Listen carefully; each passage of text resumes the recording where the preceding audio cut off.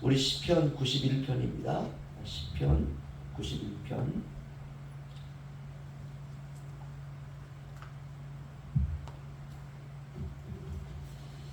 1절에서 7절 보겠습니다. 시편 91편 1절에서 7절 저와 같이 교도하겠습니다. 지존자의 은밀한 곳에 거주하며 전능자의 그늘 아래 사는 자여,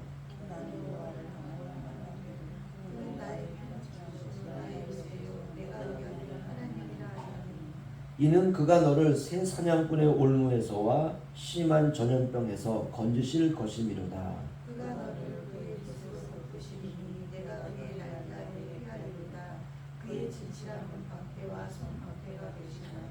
너는 낮에 찾아오는 공포와 낮에 날아드는 화살과 어두운데 퍼지는 전염병과 밝을 때 다스리는 재앙을 두려워하지 아니하리로다. 다 함께요.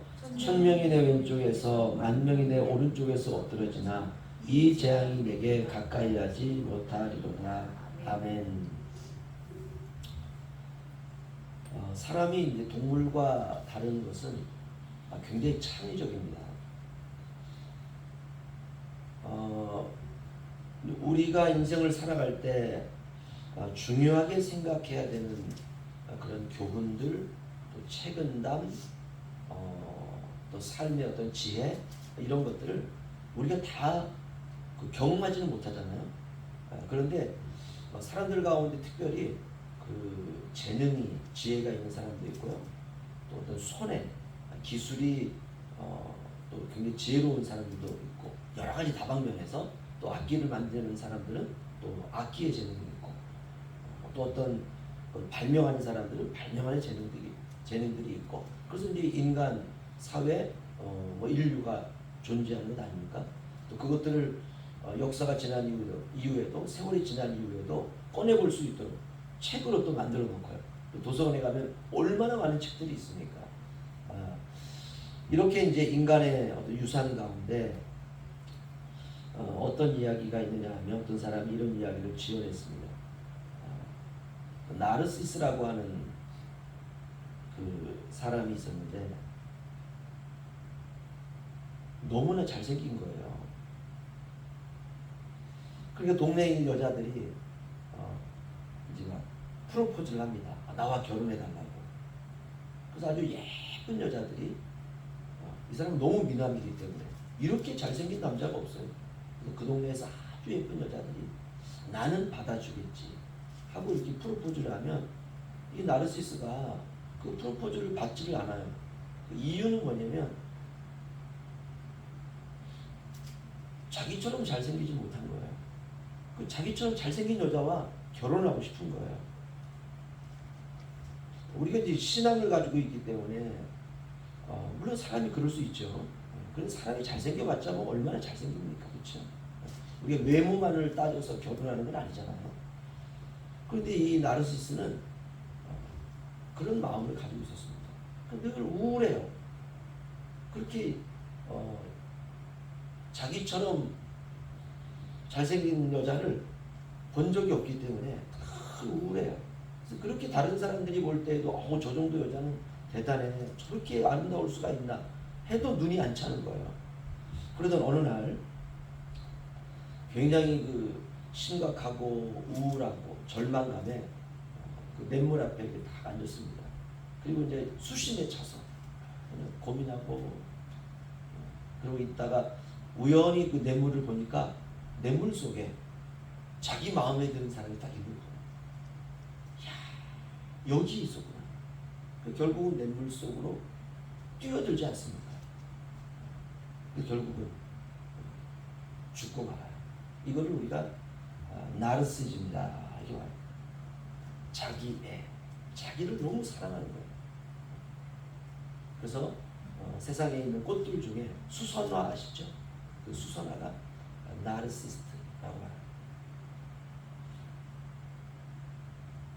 우리가 예수 그리스도를 믿기 전에는 때때로 그런 그 나르시즘으로 살지 않습니까? 그렇죠? 나 중심, 자기 중심. 그래서 우리가 누군가 나에게 상처를 주면 그것 때문에 아파하고 그것 때문에 힘들어하고 그것 때문에 시험에 들고. 왜 그렇습니까? 내가 나르시스m, 내가 너무 소중한 거예요. 예를 들어 우리가 예수 그리스도를 믿고 난 이후에는 신앙이 바뀝니다.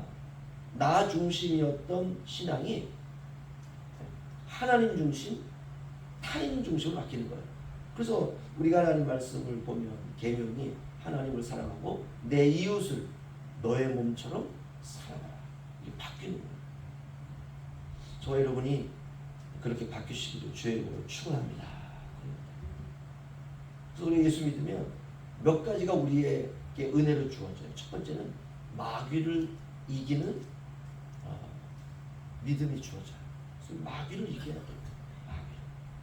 두 번째는 세상을 이겨야 돼요. 세상. 세 번째는 죄를 이겨야 돼요. 죄. 네 번째는 나를 이겨야 돼요. 믿음밖에 없어요.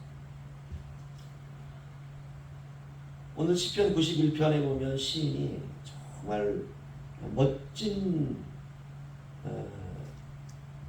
고백을 하지 않습니까? 지존자의 은밀한 곳에 거주하며 전능자의 그늘 아래 사는 자요. 와, 놀랍죠? 이걸 은혜의 삶이다. 이렇게. 우리가 은혜의 삶을 살기 위한 비결이 뭐냐면 지존자의 은밀한 곳에 거주하며 전능자의 그늘 아래 사는 자. 이게 얼마나 덥습니까? 그리고 그늘 아래 딱 들어갈 때 이런 시편 91편을 생각합니다. 맞아. 전능자의 그늘 아래 살고 있지. 세상의 나무 그늘 아래 들어가도 이렇게 시원하고 이렇게 좋은데 전능자의 그늘 아래 우리가 들어간다면 이것과 비교할 수 없는 지존자의 은밀한 곳에 거주하는 자, 다른 말로 전능자의 그늘 아래 사는 자, 똑같은 말입니다. 반복하는 것이죠. 중요하니까. 그래서 오늘 시인에게는 오직 여호와 하나님이 전부입니다. 하나님이 전부예요. 저와 여러분이 그렇게 되시길 주의로 축원합니다. 내가 전부가 되면 큰일 나요. 세상이 전부가 되면 큰일 나요. 그래서 마귀를 이기고 세상을 이기고 죄를 이기고 사탄을 이기고 지옥을 이기고 그리고 맨 마지막에 나를 이기는 거예요. 나를 이길 수 있는 방법도 하나밖에 없습니다. 내가 그리스도와 함께 십자가에 못 박혀 죽었나니. 할렐루야. 죽어야 돼요. 내가 죽어야 돼요. 참 쉽지 않습니다. 우리가 뱀의 유혹을 받았잖아요. 이게 죽기가 쉽지 않아요. 뱀이요 그냥 꼬리를 몇 번 때린다고 죽지 않습니다. 몽둥이로 그냥 뱀을 때린다고 죽지 않아요. 반드시 머리를 자르든지 머리를 이겨버려야 돼요. 나를 이기는 것 참 쉽지 않습니다. 사도 바울이 내가 그리스도와 함께 십자가에 못 박혀 죽었나니 나를 이겨야 돼요. 그러기 위해서는 지존자의 은밀한 곳에 거주하고 전능자의 그늘 아래 우리가 다 들어가는 것입니다. 이게 신자의 삶이에요. 그래서 우리가 다른 거 신경 쓸 게 아니라 하루를 살면서 지존자, 전능자의 그늘 아래 사는 것 여기에 관심을 가져야 돼요. 여기. 그러면 모든 것을 초월할 수 있습니다. 오늘 이 얘기를 좀 나누기를 원합니다. 우리가 이제 살면서 그런 말을 많이 합니다. 우리가 좀 그런 거 초월해야 돼. 아직도 거기에 묶여 있어. 이런 걸 많이 하죠. 이게 참 중요한 말이에요. 이 초월이라고 하는 말은 우리가 때때로 이렇게 생각할 수 있어요. 야, 그래 우리가 이 세상을 초월해서 살아야 돼. 그러면은 마치 이 세상과 관계없이 세상을 등지고 우리가 살아가는 그 초현실적인 삶. 사실은 초현실적 이게 초월이거든요. 그런데 우리가 이제 예수를 딱 믿고 난 이후에는 용어에 대한 개념이 바뀌어야 돼요. 초월이라고 하는 것은 이렇습니다. 현실을 넘어선 세계. 이게 초월이에요. 경험을 넘어선 세계. 생각을 넘어선 세계. 이걸 다른 말로 신적인 영역 아닙니까? 그렇죠? 그래서 초월과 똑같은 말이 뭐냐면 하나님 이렇게 되는 거예요. 사실 기독교 신앙은 초월 신앙이거든요. 하나님의 영역으로 도약하는 신앙. 내가 비록 지금 밭에서 일을 하고 있지만 지금 밭에서 일을 하고 있는 나의 마음은 이 현실을 초월해서 하나님의 영역으로 들어가서 주여, 호미를 들고 있고 곡괭이를 들고 있지만 입에서는 주님, 이게 현실 속에서 초월이 일어나는 것이에요. 예수님을 믿는 신앙은 바로 이런 신앙입니다. 그런데 너무 이제 초월성을 강조하다 보면 신앙이 현실성을 잊어버려요. 그러나 신앙 자체는 초월적인 특성을 가지고 있습니다. 하나님이 역사와 시간 안에 개입하시는 거잖아요. 그래서 시간 안에 개입하시는 하나님을 내가 만나는 거예요. 이 만남의 첫 단추가 뭐냐면 주여. 그러면 현실과 초월이 만나는 거예요. 이 만남 속에서 초월이 현실을 변화시키는 거죠. 기적도 일어나고 그냥 쭉 처져가지고 살아가던 삶에서 야, 그래, 내가 왜 이러고 살고 있어? 이겨야지. 이 마귀를 이기고 세상을 이기고 사람을 이기고, 이 사람을 이기는 건 말을 이기는 겁니다. 왜 우리가 상처받습니까? 말 때문에. 그런데 하나님이 내 앞에 그 말을 갖다 놓은 거예요. 말을 이기는 거예요. 어떻게? 지존자의 은밀한 곳으로 들어가. 전능자의 그늘을 날개로 들어가는 것이죠. 그러면 초월이 일어나요. 그렇게 죽을 것 같은 문제도 전능자의 그늘 아래, 지존자의 날개의 그늘 아래 쫙 들어가면 그냥 그 안에 평강이 쫙 임하죠. 그 초월이라고 하는 것은 보이지 않지만 현재 내게 실제하는 하나님의 세계. 그래서 주님께서 너희는 그의 나라와 그의 의를 구하라. 그리하면 이 모든 것을 너희에게 주시리라. 초월이 임하면 하나님 우리의 모든 삶에 모든 걸 주신다. 그런 의미에서 믿음도 초월입니다. 은혜도 초월입니다.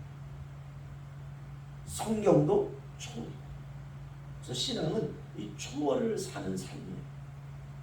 이걸 좀 더 쉽게 말하면 이거예요. 하나님 의지하며 사는 것. 이게 초월이에요.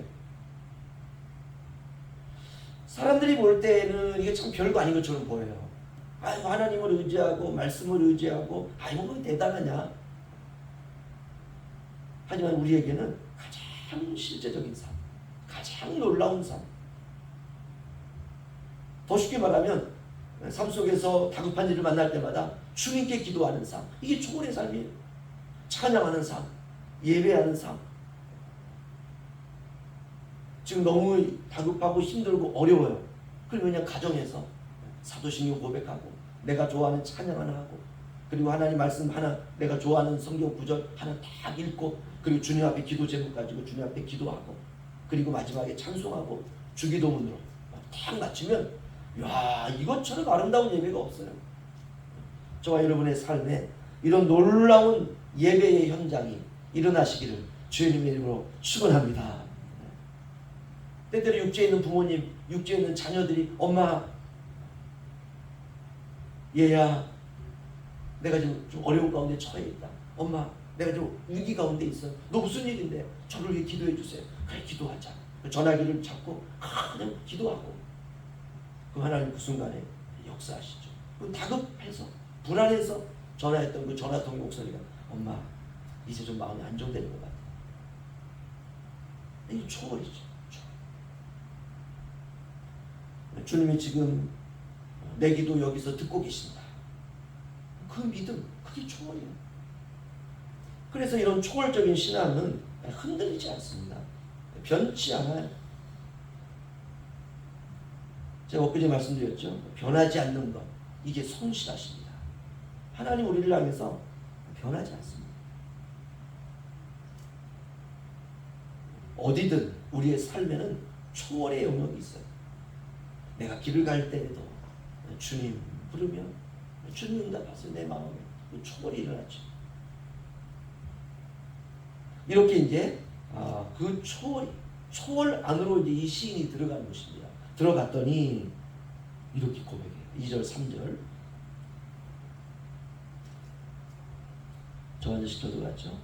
나는 여호와를 향하여 말하기를 그는 나의 피난처요 나의 요새요 내가 의뢰하는 하나님이라 하리니 이는 그가 너를 새 사냥꾼의 얼굴에서와 심한 전염병에서 건지실 것이니라. 아멘. 아 놀랍죠. 주여, 이게 지존자의 그늘아래 피하는 거예요. 근데 주여 한마디 했는데 그 앞에 펼쳐지는 게 뭐냐? 그는 나의 피난처요 그는 나의 요새요 내가 의뢰하는 하나님이라.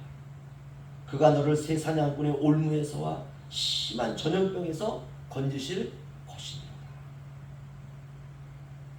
이런 초월의 영역이 펼쳐집니다. 그런 의미에서 믿음은 초월로 들어가는 문입니다. 이런 생생함이 우리의 삶에서 날마다 계속돼야 돼요. 그러기 위해서는 내가 죽어야 돼요.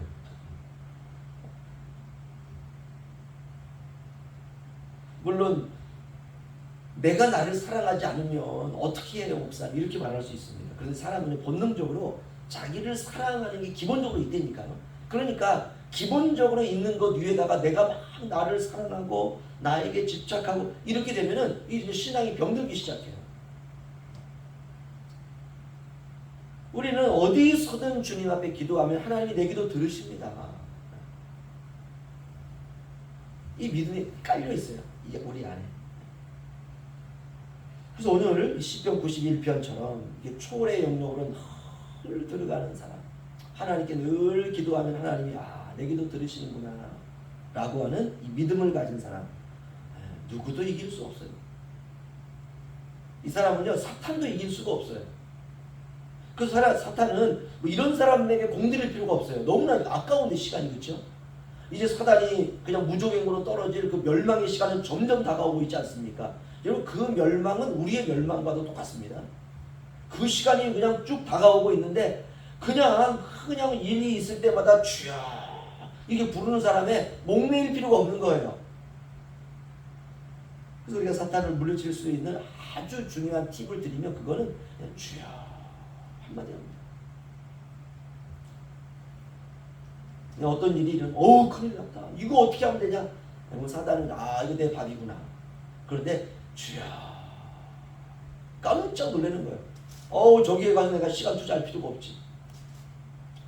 그래서 이 시인이 초월의 영역으로 들어가니까 하나님은 나의 피난처요 나의 요새요 내가 의뢰하는 하나님이요 그가 나를 새 사냥꾼의 올무에서, 올무가 이 새 사냥꾼의 올무가 뭡니까? 그물 있죠? 덫이죠. 거기에서 또 심한 전염병에서 나를 건질 것이다. 이 확신을 얻는 겁니다. 그리고 이제 4절 6절 저는 교도갔죠. 그가 너를 그의 깃으로 덮으시리니 내가 그의 날개 아래로 피하리로다. 그의 진실함은 방패와 손방패가 되시나니. 너는 밤에 찾아오는 공포와 낮에 가는 다 함께요. 어두울 때 퍼지는 전염병과 밝을 때 닥쳐오는 재앙을 두려워하지 아니하리로다. 아멘. 뭐 의인에게도 공포가 찾아오죠. 뭐 우리가 주여 한다고 공포가 안 찾아오는 게 아닙니다. 찾아와요. 화살이 날아오고 전염병과 재앙이 찾아오고. 그런데 그에게는 무엇이 있습니까? 2절 3절에 피난처가 있고 피할 요새가 있고 지존자의 그늘이 있는 거예요. 이것이 바로 초월이 우리의 삶에 펼쳐지는 하나님의 놀라운 축복입니다. 이게 복이죠. 두려움을 뚫고 나아가는 힘, 이게 믿음이죠. 그런 의미에서 우리는 초월을 사모해야 됩니다.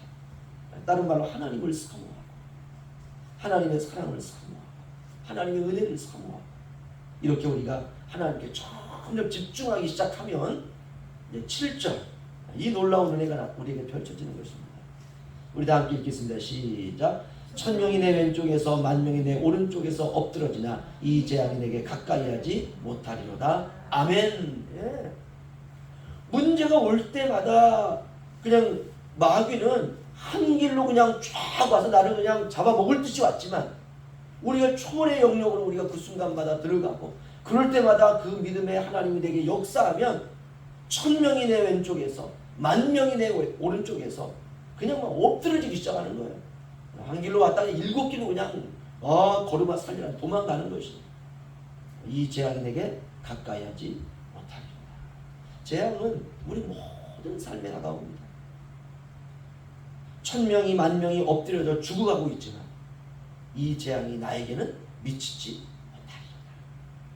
이 믿음으로 사는 거예요. 이 믿음으로. 뭐 전하고 왜 어려움이 없겠어요?